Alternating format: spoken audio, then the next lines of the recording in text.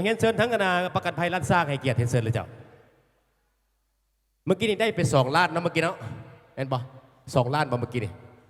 เจ้าภาพแจกเงินให้2 ล้านขอบใจเด้ออยู่ดีมีเฮงนะแล้วก็ได้รับการต้อนรับจากทั้งท่านพรไซแก้วเจริญนะประธานบริษัท6989ออโต้สวิตนะพร้อมด้วยภรรเมียนางสาวนิตยาหลวงหาดนะโอ้มวนคักไปแล้วแต่ว่าที่มาแล้วยำใดแล้วมันผู้ใดบุญลูกฟอดเนี่ยมันบ่อยากคักไปเลยนะเพิ่นบ่แล้วกินปนมวยพักเนี่ยบ่คักไปเลยนะ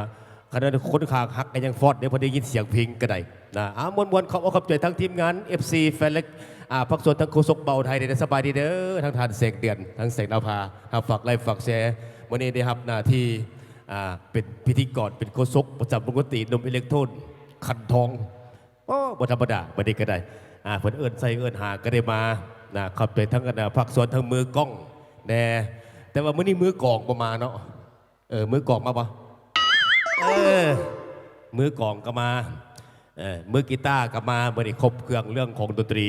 นะจบอยู่ที่หนุ่มขันทองอิเล็กโทรน